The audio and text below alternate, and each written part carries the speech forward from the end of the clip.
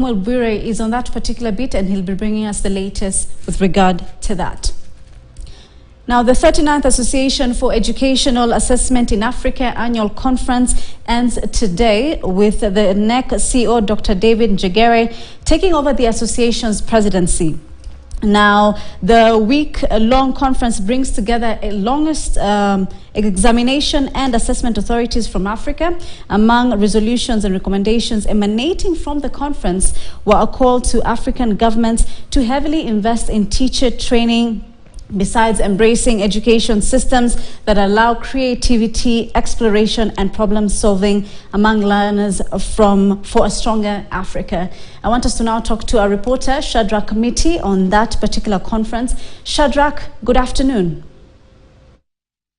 Well, good afternoon. And of course, that conference just came to an end a while ago, about 20 or 30 minutes ago. And yes, we have the new president for the African Assessment and for Educational, and Dr. David Njegere, who is also the Chief Executive Officer for the Kenya National Examination Council.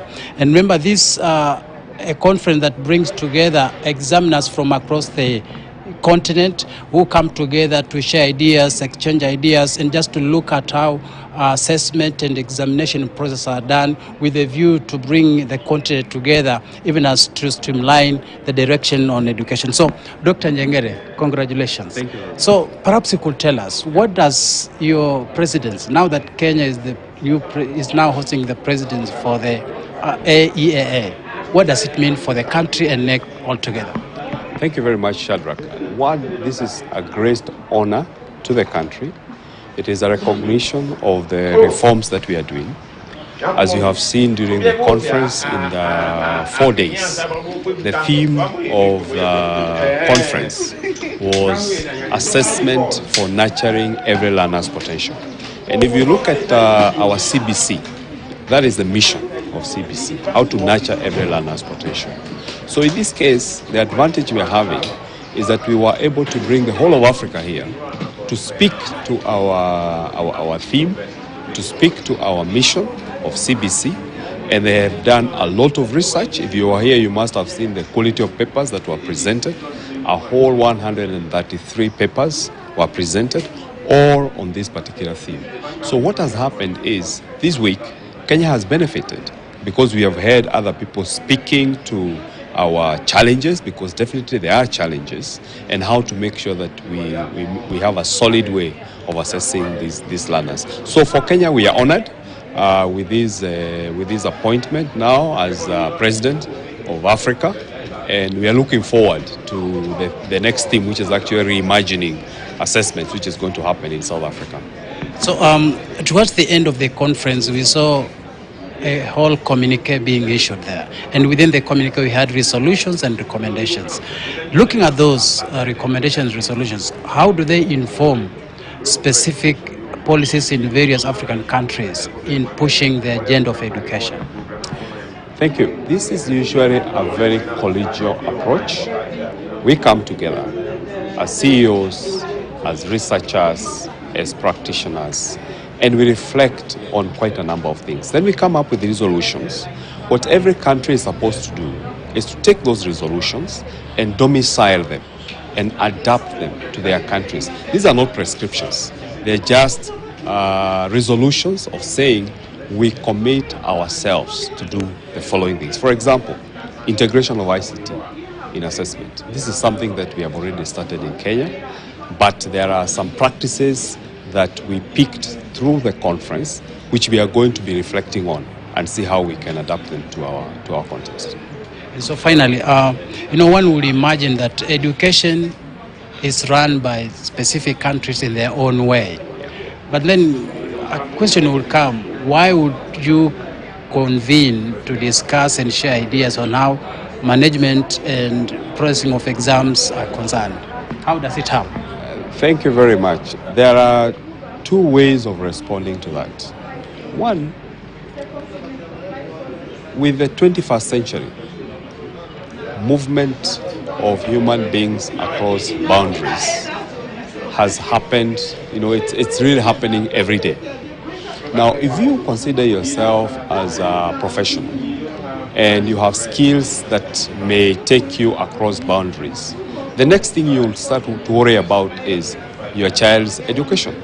So what you want to be sure is that the standards offered in the next country are as good as the standards offered in your country.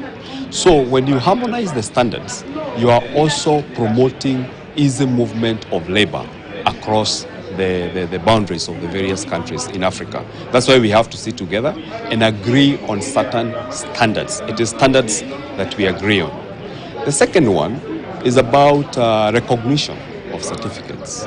You will have movement of students from one country to another. If a student wants to come and study in Kenya for their university education, then we are required to equate their certificates. So through these kind of forums, we agree on what standards do we adopt so that when you come with a certificate here, or when a Kenyan child travels to South Africa, that certificate is recognized. Thank you very much. And perhaps we cannot let this go without engaging the chair, Kenya National Examination Council, just to tell us how the council feels now that you are the seat of the presidents of the AEA.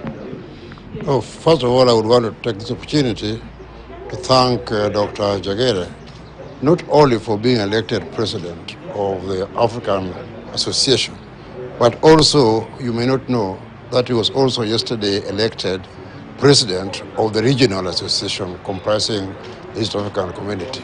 So I want to congratulate Dr. Jagere very much for the elections and also for his efforts that has brought this meeting here in Nairobi. You must understand that even for Kenya, this is an aspect of tourism.